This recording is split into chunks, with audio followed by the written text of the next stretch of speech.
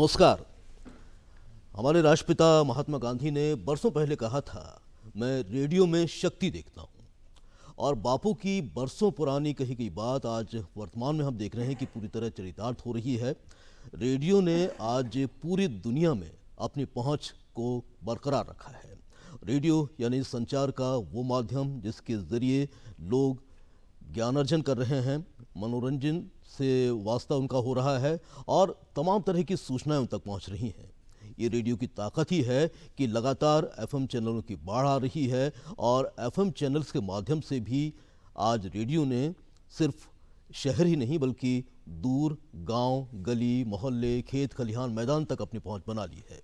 और रेडियो की इसी महत्ता को बरकरार रखते हुए और दूर दूर तक इसके बारे में जानकारी पहुंचाने के उद्देश्य से 13 फरवरी का दिन मुकर्रर किया गया है वर्ल्ड रेडियो डे यानी विश्व रेडियो दिवस के रूप में। ज़ाहिर है कि एक ऐसा दिन है जब रेडियो से जुड़े लोगों के लिए बहुत ही ख़ास दिन हो जाता है और ये भी ख़ास बात हो जाती है कि रेडियो आज सिर्फ मनोरंजन का साधन ही नहीं बल्कि तमाम चहुमुखी विकास के लिए भी अपना योगदान दे रहा है। तो आज के इस विशेष कार्यक्रम में हम इसी विषय पर बात करेंगे, लेकिन बात करने से पहले मैं आपका तारुफ कराना चाहता हूं हमारे बीच उपस्थित दो खास मेहमानों से। सबसे पहले मेरे बाईं ओर बैठे हुए हैं डॉक्टर BN गोस्वामी जी। आप आकाशवाणी में लंबे समय तक कार्यक्रम का अधिकारी के रूप में काम करते रहे, साथ ही सहायक केंद्र निदेशक रूप में आपने अपनी सेवाएं दी और उसी के बाद आप सेवानिवृत्त हुए। गोस्वामी साहब, आपका बहुत बहुत स्वागत है।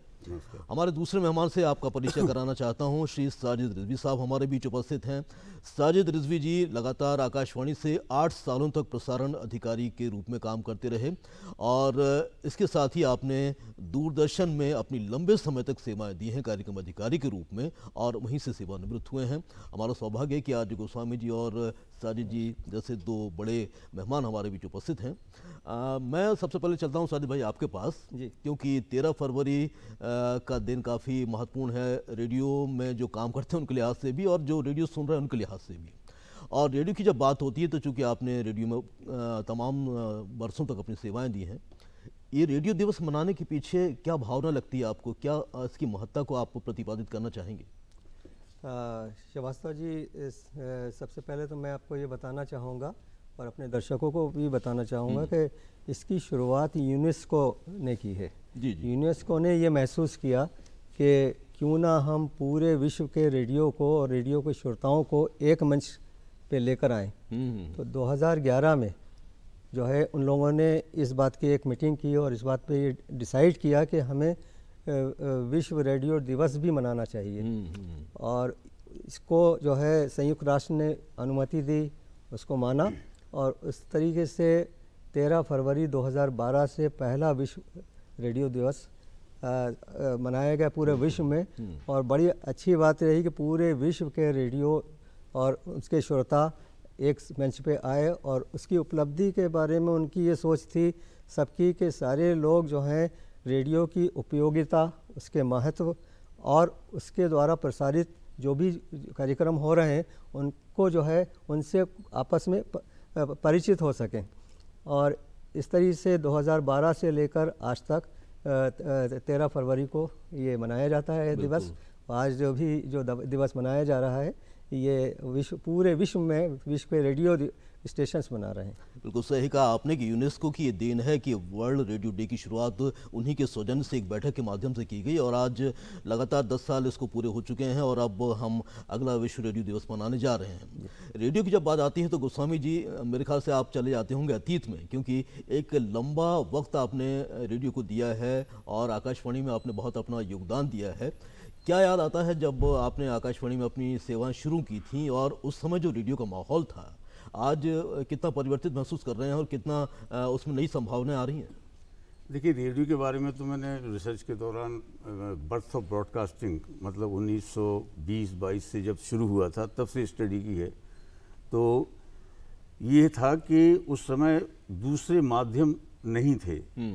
रेडियो जब आता था घर में तो इस तरह से होता था जैसे कोई उत्सव मना रहे हो। वाह, है ना जी। पार्टियां होती थी और उस समय तो ये है कि एक ही रेडियो होता था मोहल्ले में तो भीड़ लग जाती थी। और अगर आप इसके बर्थ की हिस्ट्री सुने तो बहुत मतलब इंटरेस्टिंग हिस्ट्री है कि उस समय वायरलेस टेलीग्राफी का आविष्कार हो चुका था, लेकिन वो युद्ध के लिए जो शिप्स जाते थे वो मोर्स की की से वायरलेस मैसेज भेजते थे, कोई शिप अगर खतरे में हो। उस टेक्निक को, जो एक टेक्निकल मीडिया था, उसको एक सोशल मीडिया बनाया। जी जी। और उसका श्रेय जाता है मार्कोनी को और JCW रीथ। जी। JCW रीथ जो है, जो फर्स्ट डायरेक्टर जनरल जो है वो BBC के थे। पहले ब्रिटिश ब्रॉडकास्टिंग कंपनी थी ये, बाद में ब्रिटिश ब्रॉडकास्टिंग कॉरपोरेशन बना। तो जो ऑपरेटर्स थे, वायरलेस ऑपरेटर्स, वो कभी कभी अपनी मोर्स की, वो टट्टा वो होता है ना मोर्स की हाँ। उसमें स्पीकर लगा के, वो माइक्रोफोन लगा के उसका वायरलेस में आपस में बात करते थे। ये 1902-1906 का किस्सा है। वाह। तो सही आपने कहा कि जब रेडियो शुरुआती दौर की हम बात करें तो रेडियो एक उत्सव की तरह लिया जाता था, और एक घर में रेडियो होता था, हर घर में तो रेडियो होता ही नहीं था, तो लोग अपने विशेष कार्यक्रम को सुनने के लिए उस जगह पहुंचते थे, और चाहे वो उनका पसंदीदा गानों का प्रोग्राम हो या फिर उनके लिए कुछ दूसरे उपयोगी कार्यक्रम हो। तो साजिद भाई, आप जब आकाशवाणी में आपने लंबे समय तक सेवाएं दी, तो मैंने सुना है कि वो दौर भी एक ऐसा दौर था जब महत्वपूर्ण कार्यक्रमों की एक श्रृंखला सी तैयार होती थी, और मेरे ख्याल से आपने भी उसमें एक योगदान दिया है, और एक आपका मानव श्रृंखला पर आधारित धारावाहिक काफ़ी लोकप्रिय भी हुआ था, और शायद उसको सम्मान भी मिला है। तो दर्शकों के लिए कुछ बताएं कि वो क्या प्रोग्राम था और उसमें क्या खास था। रेडियो की महत्वता को अगर कहीं पहचाना जा सकता है, ख़ासतौर से आकाशवाणी की, तो ये बात आपने बहुत सही मुझसे पूछा है कि उस सीरियल का क्या महत्व रहा उसका। तो आकाशवाणी भोपाल से एक सीरियल टेलीकास्ट हुआ था, मानव विकास श्रृंखला, उसका उर्दू वर्जन, जिसका इंसानी इर्तिका।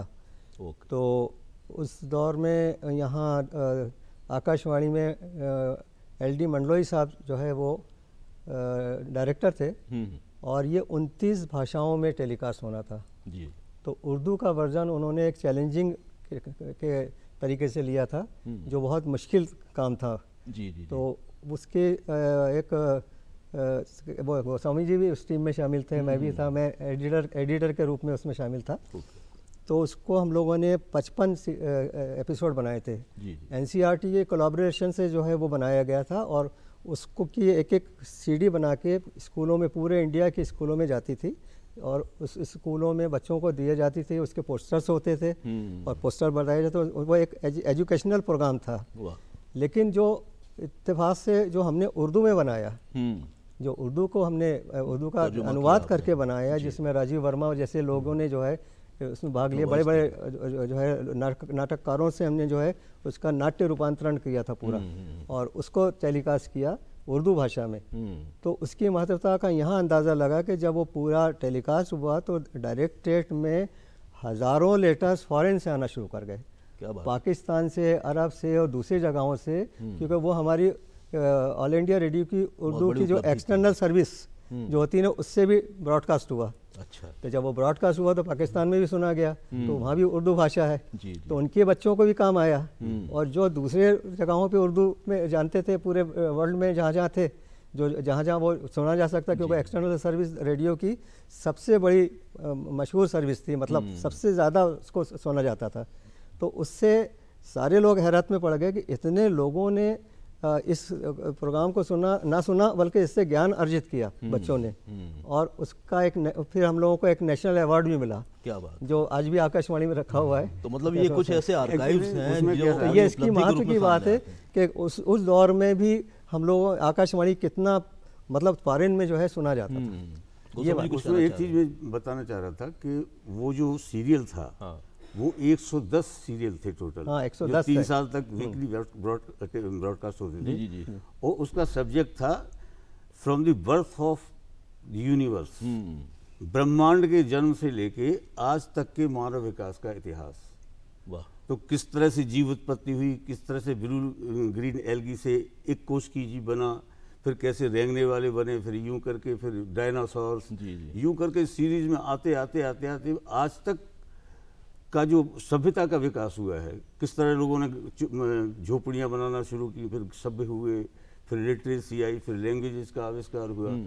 एक इतना इंटरेस्टिंग था कि हम लोगों की उसको पढ़ पढ़ के और प्रोड्यूस करके हमारी नॉलेज बढ़ गई। ये सबसे बड़ी बात जिन सब्जेक्ट्स को हमने नहीं पढ़ा था वो पढ़ना पड़ा। जो सबसे बड़ी बात थी कि यह इतना कठिन सब्जेक्ट था जो उर्दू में अनुवाद करना था, और मुझे इसका गौरव प्राप्त था कि वो मुझे दिया गया, क्योंकि ये वही काम कर सकता था जिसने जेनेटिक्स या साइंस में पढ़ा हो और उर्दू भी जानता हो उतना। तो मैं जेनेटिक्स में भी एमएससी हूँ और उर्दू में भी एमए हूँ, तो इसलिए मुझे फ़ायदा मिला इससे। हाँ, मुझे मेरी एजुकेशन का यहाँ रेडियो में बहुत बड़ा मुझे फ़ायदा हुआ, जिसका मैं हमेशा रेडी रहूँगा रेडियो का, कि उन्होंने मेरे एजुकेशन को देखते हुए ये सीरियल मुझे दिया बनाने के लिए। क्या बात है। तो वाकई बहुत बड़ी उपलब्धि है आकाशवाणी के लिए भी और साजिद भाई के लिए भी, और हमारे जो दर्शक इस समय कार्यक्रम देख रहे हैं वो ज़रूर आज सोच रहे होंगे कि ये कार्यक्रम शायद हमें भी सुनने को मिलता। गोस्वामी जी की तरफ मैं चलता हूँ कि आकाशवाणी की जब बात होती है, रेडियो की जब बात होती है, तो आवाज़ के ज़रिए हमें लोगों तक पहुँचना होता है, उन तक अपनी पैठ बिठानी होती है, आवाज़ के ज़रिए आपको अभिनय भी करना होता है, आवाज़ के ज़रिए उसमें मॉड्यूलेशन आने पड़ते हैं। तो क्या कहना चाहेंगे कि ये आवाज़ की जो दुनिया का जो जादू है वो किस प्रकार से लोगों को सम्मोहित करता रहता है? भले ही उसमें वो व्यक्ति को देख नहीं पा रहे हैं, लेकिन फिर भी जुड़े हुए हैं उस मीडियम से।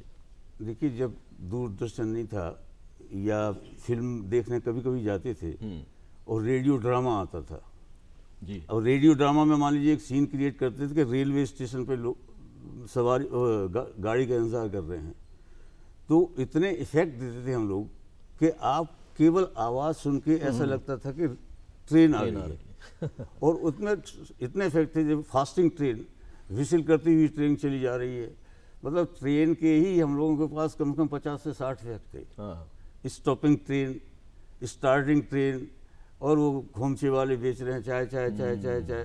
तो आप केवल सुन के, मतलब सबसे बड़ा आर्ट क्या है कि आप बिना पिक्चराइज किए हुए जी जी जी किसी को ये महसूस करा दें कि वो रेलवे स्टेशन पे खड़ा है। वाह। तो साउंड इफेक्ट हम लोग यूज़ करते थे। और मैं इससे थोड़ा सा इसकी हिस्ट्री में भी जाना चाहूँगा, क्योंकि ये बड़ी इंटरेस्टिंग हिस्ट्री है रेडियो की। जी जी जी। जब मार्कोनी लंदन आए और उन्होंने ब्रिटिश ब्रॉडकास्टिंग कंपनी का, पहले BBC ब्रिटिश ब्रॉडकास्टिंग कंपनी थी, और उसके डायरेक्टर थे JCW रीथ्स। तो जिस समय कंपनी, मतलब ये है कि अगर आप ब्रॉडकास्ट कर रहे हैं एक ट्रांसमीटर से, तो आपको रेडियो चाहिए। बिल्कुल। तो रेडियो कंपनियां, बनाने वाली कंपनियां भी हुई, इनसे कॉन्ट्रैक्ट हुए, MOUs हुए। तो उस समय जो रेडियो होता था वो आपका जो वॉशिंग मशीन होती है ना, इस साइज़ का हुआ करता था, और जिसके घर में रेडियो आता था उसके घर में समझ लीजिए कि शादी हो रही है। बिल्कुल। और JCW रीथ्स के बारे में मैं यूँ बताना चाहूँगा, वो बड़ा विद्वान थे वो। बाद में BBC जब बना तो वो BBC के भी डायरेक्टर रहे, डायरेक्टर जनरल।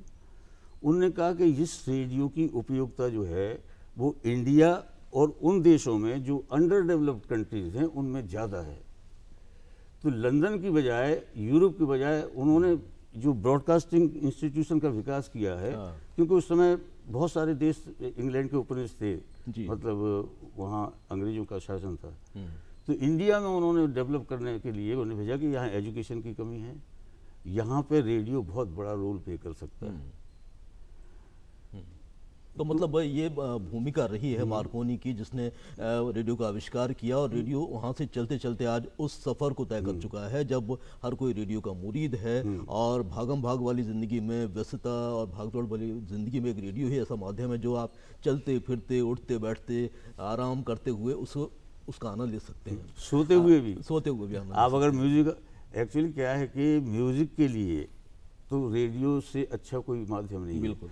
टीवी में थोड़ा सा क्षमा करें, आपको जड़ होना पड़ता है, उसके सामने बैठिए, आप सो रहे हैं, आप सुन रहे हैं, और अपनी मर्जी का राग सुन रहे हैं। तो इसका जो एक्सपेंशन हुआ इंडिया में बड़ी तेजी से, इसमें दो चीज़ बड़ी इंटरेस्टिंग चीज़ भी रही है। 1900 एक बात मैं आप साजिद भाई से कर लूँ, फिर आपके पास आता हूँ। साजिद भाई, मैं आपसे जानना चाहता हूँ कि रेडियो की जब बात होती है तो कहा जाता है कि रेडियो ने बहुत कुछ सिखाने का काम किया, एक पाठशाला के रूप में लोगों तक पहुंचा है वो, चाहे उसने समय का प्रबंधन सिखाया है, चाहे भाषा की शुद्धता सिखाई है, उच्चारण सिखाया है। तो इसके बारे में आप क्या कहना चाहते हैं कि रेडियो किस प्रकार से एक ट्यूटर का काम भी कर रहा है? देखिए, अगर बहुत सच बात की जाए तो मैंने खुद बचपने में अपना उच्चारण रेडियो से ही ठीक किया। हिंदी का उच्चारण हो या उर्दू का उच्चारण हो, और मैं धीरे धीरे बड़ा होता रहा और रेडियो सुनता रहा, और रेडियो के अंदर मत से ही सब कुछ मुझे सीखने को मिला। उस ज़माने में कोई बहुत ज़्यादा रिसोर्सेस नहीं थे, आपके मोबाइल तो था ही नहीं कुछ। रेडियो ही एक ऐसा माध्यम होता था जो हम लोगों को कुछ सिखाता था। उस ज़माने में उच्चारण की ये रहता था कि हमारा एंकर या हमारी अनाउंसर जो है एक शब्द भी गलत नहीं बोल सकते थे। मतलब ये स्ट्रिक्टनेस थी। हाँ, अगर उनके मुंह से कोई बात गलत निकल गई तो उसी दूसरे दिन उनको मेमो मिल जाता था। अच्छा कि आपने गलत शब्द बोल दिया। अब वो चीज़ें जो है अब थोड़ी सी कम देखने को मिल रही हैं, लेकिन रेडियो के एक और जो महत्वपूर्ण चैनल है जिसकी बात मैं करना चाहता हूँ, जिसमें मैं रहा हूँ रेडियो में, वो विविध भारती। तो विविध भारती जो है ने जो है जो को लोग जितना पसंद करते हैं रेडियो को, पूरे दुनिया का सबसे बड़ा नेटवर्क है जिसको सबसे ज़्यादा पसंद किया जाता है। 1957 में इसको शुरू हुआ था विविध भारती। सबसे पहले रिफत शिरोज और पंडित नरेंद्र शर्मा जी, ये इन लोगों ने, और आपके देखा जाए तो शौकत जो हैं वो इन लोगों ने किया था, शुरू किया था। मतलब पहले प्रोग्राम किए थे। नरेंद्र शर्मा जी ने तो पहला हवा महल का नाट्य रूपांतरण किया था। तो तब से विविध भारती, और 1967 में अमीन सियानी आए तो वो उसके एंकर थे सिबाका गीतमाला के। ब्रॉडकास्टिंग सर्विस शुरू हुई थी और फिर उसके बाद विज्ञापन सेवा शुरू हुई थी 1967 में। तो अमीन सियानी साहब ने पहला प्रोग्राम सिबाका दिया था, और जिसमें जो है उसके सिमी ग्रेगवाल जो है उसकी वो जो थी वो। तो ये सारी चीज़ें यादें हैं। तो साले भाई ने जो बात बताई उससे यही जाहिर होता है कि रेडियो गीतमाला कितना मशहूर। अमीन सियानी आज भी जो है लोग उनको आदर के। तो मैं यही बताना चाह रहा हूँ अपने दर्शकों की आवाज़ की दुनिया को आगे ले जाने में जो शुरुआती जो हमारी हस्तियां थी, पंडित नरेंद्र शर्मा जी की आपने बात की, अमीन सायनी ने संगीत को इतना घर घर में लोकप्रिय कर दिया अपने कार्यक्रम के माध्यम से कि उसकी यादें आज भी लोगों के जहन में बसी हुई हैं। बिल्कुल सही। गोस्वामी सर से मैं जानना चाहता हूँ ऐसी कौन कौन सी और हस्तियों का नाम आप लेना चाहते हैं जिनकी बदौलत आज रेडियो या आकाशवाणी को लोग याद करते हैं, और उन हस्तियों की बदौलत ये समझते हैं कि इनके माध्यम से आकाशवाणी आज तरक्की की तरफ। देखिए, मैं तो संगीत का विद्यार्थी हूँ और संगीत में मैंने रिसर्च भी किया है। रेडियो का जो सबसे बड़ा रोल है, आप समझिए कि रेडियो के आने से पहले अलाउद्दीन खान साहब, पंडित रविशंकर और ये लोग जो है ये भीख मांगने की स्थिति में आ गए थे। अच्छा। स्थिति ये थी कि जब ब्रिटिश पीरियड आया तो जो राजे रजवाड़े संगीत को संरक्षण देते थे, संगीतकारों का सम्मान करते थे, वो ख़त्म हो गया। तो अंग्रेज़ों के साल में क्या हो गया कि क्लासिकल म्यूजिक हमारा ऑलमोस्ट कोठों पे चला गया और संगीतकार को बड़ी हे दृष्टि से देखा जाता था, वो वेस्टर्न म्यूजिक का बोलबाला हो गया।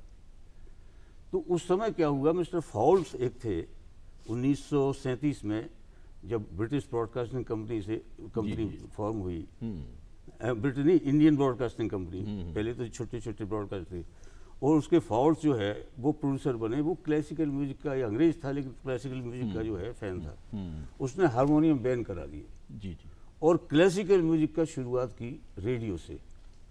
तो क्लासिकल म्यूजिक के कलाकारों को जो सम्मान मिला है, आज आप देखिए किसी को पद्मश्री, किसी को पद्म विभूषण, किसी को जो पर्टिकुलर। अलाउद्दीन खान साहब की हिस्ट्री, अली अकबर खान साहब क्या करते थे, किराए के पैसे नहीं है, स्टेशन पे दरी बिछा के सरोद बजाने लगे। इतने बड़े बड़े कलाकारों का मतलब ये कि हिंदुस्तानी क्लासिकल हाइट पे रेडियो ने भी काफी बड़ा। आप देखिए ना, नेशनल प्रोग्राम ऑफ म्यूजिक, छोटा नेशनल प्रोग्राम मंगलवार को होता है, कंपलसरी उन्होंने कर दिया 8:30 बजे, रात के 10 बजे 1 घंटे का क्लासिकल म्यूजिक का प्रसारण। और इसके अगर लिसनिंग रिपोर्ट देखें तो मैं आपकी एक किताब दिखाना चाहता हूं अपने दर्शकों को, जिस पर गोस्वामी जी ने शोध किए, broadcasting new pattern of Hindustani music. ये आपकी एक ऐसी किताब है जिस पर उन्होंने शोध किया है। इस किताब में और क्या खास बातें हैं? पैट्रोन, संरक्षक। क्योंकि संरक्षण जो है, एक कहावत है कि culture and agriculture can not survive without state patronage. तो ये तो म्यूजिक की बात हो गई कि म्यूजिक को आगे ले जाने में आकाशवाणी का बहुत बड़ा रोल है, बहुत बड़ा। साजिद भाई, और कौन कौन सी चुनौतियां आप मानते हैं रेडियो के साथ कि वर्तमान में जब हम देख रहे हैं कि एफएम चैनल्स की लगातार बाढ़ आ रही है और उनका बहुत सारा जिनका ध्येय है वो सिर्फ मनोरंजन है, ऐसे में आकाशवाणी के सामने कौन कौन सी चुनौतियाँ हैं? देखिए, आकाशवाणी के सामने तो मुझे समझता है कि कोई चुनौतियाँ हैं ही नहीं। उसकी वजह यह है कि ये जितने भी चैनल्स आ रहे हैं, जितने भी मनोरंजन के और भी साधन आ रहे हैं, लेकिन आकाशवाणी का श्रोता अपने आप में पहले भी था और आज भी है, और उसकी निरंतर तादाद बढ़ती जा रही है। उसकी वजह यह है कि ये सब चीज़ें जो हैं सामने आने के बाद भी आज किसान को रेडियो की ज़रूरत है, आज हमारे फौजी भाइयों को रेडियो की ज़रूरत है। मतलब फौजी भाई जितने भी आपके पहाड़ों पे, कश्मीर पे, लेह में, लद्दाख में जब कारगिल का युद्ध हुआ था तो बाकायदा फौजी भाइयों के लिए जयमाला स्पेशल प्रोग्राम किया गया। उसको फिर उसी से उन्हीं लोगों से समर्पित कर दिया गया, क्योंकि उनके मनोरंजन का वो वहाँ पहाड़ पे कहाँ टीवी ले जाके देखेंगे। ये और चीज़ें जो हैं, और जितने भी जो है चैनल हैं, ये छोटे छोटे जो भी रेडियो के आए हैं कॉम्पिटिशन्स में, उनकी एक सीमाएँ हैं, बस एक पर्टिकुलर एक दायरे में ही उनका ब्रॉडकास्ट जो है सुना जा सकता है। लेकिन रेडियो तो पूरे विश्व में भी जा रहा है, हमारा देश में भी जा रहा है।